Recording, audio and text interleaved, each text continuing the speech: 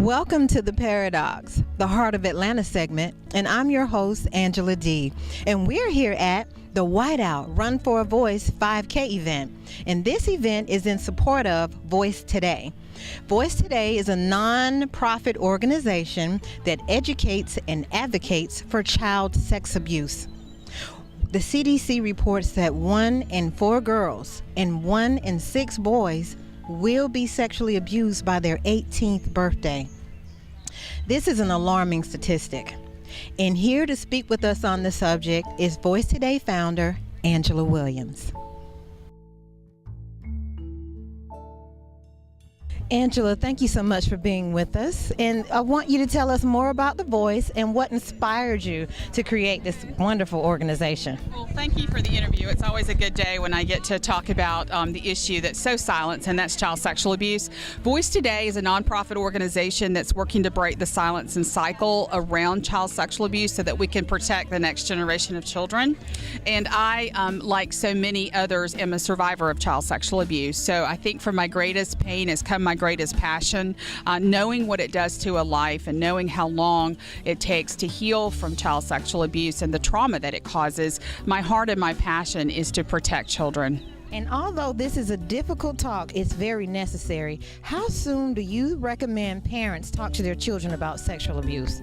We have a great program called Tough Talk to Tender Hearts, and in that program we recommend that you start as young as the child really can communicate with you, maybe around 2 years of age, and especially in educating them on their anatomical body parts, the names of their body parts, and that those parts are private and no one is to touch them except for health and hygiene. Okay, that's great. And how can we be more proactive? What are some keys you suggest to help in prevention? We need to be more proactive by educating ourselves as adults on how to predict and prevent child sexual abuse. Our society really waits for a child to disclose, and then that child is met with disbelief. So we've got to, number one, educate on signs and symptoms. We've got to be talking to our children about what's appropriate and what's not appropriate behavior. Instead of making them fear like a terrible person is going to do a terrible thing to them, 93% of the time it's someone the child knows, loves, and trust. So what we've got to do as adults is explain that there might be good people in your life that make bad decisions, that do things that are inappropriate, and go ahead and predispose that child that if that happens, they have to come and tell you, and that you are there to protect them. Now, no one wants to think about this happening to their child, but what are some potential signs that parents can look for sexual molestation in children? That's a great question. We really want to look for a drastic change in behavior that we cannot explain. And just some signs of those behavioral changes might be acting out, might be fear, might be isolation, depression, wetting the bed, urinary tract infections. We have another educational program called Signs and Symptoms, which we go through the behavioral signs and the physical signs. But I think that what we want to do is not dismiss that. Sometimes when a child's going through puberty or there's some type of trauma in a child's life, maybe there's a divorce in the family or a death in the family, those are opportunities that predators look for to prey on a child. So we've got to make sure to be asking those important questions. Has anyone ever made you feel uncomfortable? Has anyone ever touched your private parts? Has anyone ever coerced you, manipulated you, convinced you to do something that you're not really sure about, and you need to come and talk to me? Those are great answers. What can you tell us about a typical predator? Like, for instance, a lot of people aren't aware that sometimes a predator is a female. So what's a typical predator? Well, we see statistically about 90% are male, so about 10% are female. We also see that predators are not someone you would suspect. They are the pillars of our communities. They have ingratiated themselves in children's lives, usually in youth-serving organizations. They're in some type of position as a teacher or a coach or a mentor. So what we think is a safe person, what we need to be doing is evaluating how that child interacts with that adult. We want to look for perpetrators that actually try to isolate the child, get the child alone. And when a child has been alone with an adult, which is when the child is most vulnerable, we as adults need to ask that child how the time was spent. And we need to pay close attention to their eye contact, to their body language. And if you are very sensitive and very attuned to your child's behavior, you'll know if there was something that happened, and you'll be able to ask further questions and investigate. And we want children to speak up if abuse happens. What are some ways we can encourage them to do so?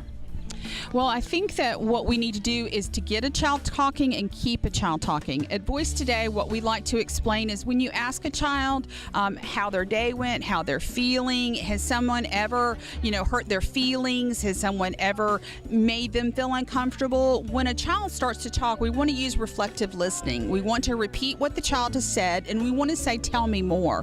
We want to meet that disclosure with calmness, with very much togetherness. We don't want to panic. We don't want to get all excited. We don't want to get upset, because that may shut the child down. So you want to be very calm, very patient. You want to affirm the child for telling you. You want to tell the child that you're there to protect them, and that to try to keep them talking. That way you can get as much information about the situation as you can. And explain how to get child help once they have told you that they have been abused. Well, we educate that child sexual abuse is a crime.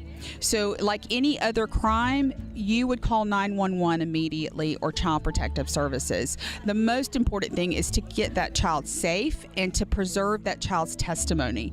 So we have wonderful organizations called Child Advocacy Centers, in which there are trained interviewers that can take the disclosure from the child in a forensic interview and preserve that child's testimony, and that is evidence in a court of law. So immediately engage law enforcement when a child discloses. Okay, Angela, thank you so much for being with us, but please let our audience know how they can contact Voice Today with more information. They can go to voicetoday.org. They can friend us on Facebook, Instagram, Twitter. We're in all the social media outlets, and we're in desperate need of volunteers. We're in desperate need of financial partners to come alongside us, because we have 1 in 4 girls and 1 in 6 boys that are sexually abused before age 18. And we're dealing with, especially in Atlanta, with a human trafficking, child trafficking problem. So we need resources. So I just invite your viewers to go to voicetoday.org and to support us in any way that they can. Okay, thanks again. Thank you so much. It was great being with you today.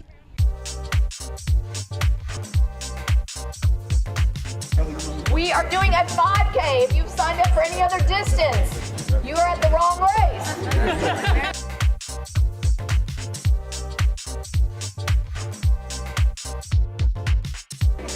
Everybody wave to the camera. Do the TV special.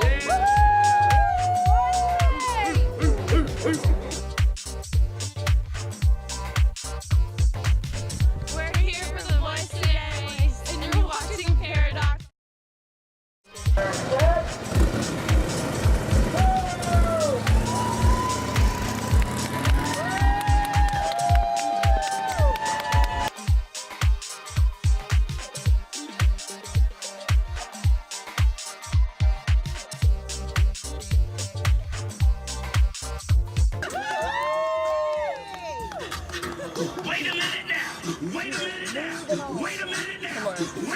All right, here we go.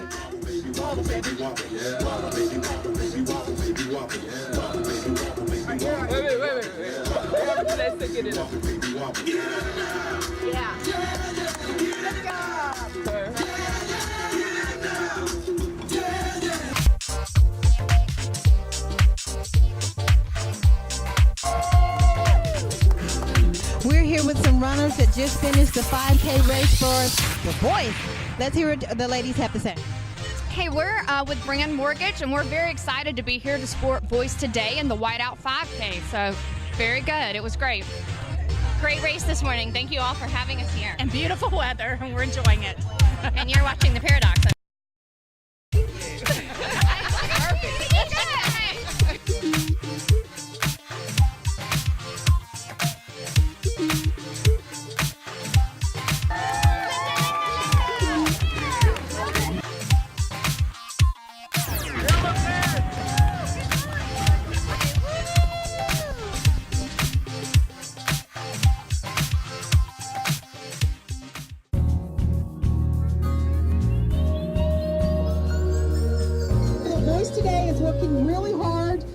protect the next generation of children from child sexual abuse and exploitation, and to help survivors heal. In a nutshell, that's what we do. So while we have such a great crowd, we just want to invite you guys, let this be the first step in helping Voice Today. We have a lot of work to do because 1 in 4 girls and 1 in 6 boys are sexually abused before they're 18 years old, and only 1 in 10 ever tell. Sadly, the median age is 9 years old, and 93% of the time it's someone that they know, they love, and they trust. So we are working really hard to bring that type of awareness into our communities, to bring advocacy. We just got a bill passed on the Hill, House Bill 17. Woo! It will get passed into law on Tuesday. The governor will be signing it to extend statute of limitations on child sexual abuse civil cases. We work really hard to bring prevention into our communities. If you check out our product table, we have programs for adults and programs for children on how to predict and prevent child sexual abuse, how to empower our children so they know about personal power and personal boundaries. And then we have healing and restoration programs. We provide retreats for survivors, support groups for survivors, healing services for survivors, so that they know they have a community to heal in. There's nothing to be ashamed about by being sexually abused. So I'm going to ask you guys to take a pledge today, and I'm going to ask you to just please read this with me. And then in honor of the children that we are going to save, if you have a white balloon for the innocence of the next generation, we're going to do a balloon release when we finish reading this pledge. And I ask that these words are just not words that you say, but they're words that you mean, and they're words that you'll continue to share in your community over the next week and months and coming years. I pledge to support efforts to end child sexual abuse in my community. I pledge to protect the innocence of all children in my world. I pledge to monitor one-on-one interactions between an adult or older youth and a child. I pledge to believe a child, to intervene and report if I suspect child sexual abuse. I pledge to get educated on how to predict and prevent child sexual abuse. As a survivor, I pledge to break my silence to seek help and healing. I pledge to be patient, compassionate, and nurturing to survivors of child sexual abuse in my life. This pledge we can make real, each and every one of us. Last year we had half this number of people. Next year we'll have triple this number of people. And the movement will continue to grow. Woo! So as we look up, let's think about the children's lives being here today will impact and change. White balloons you may release.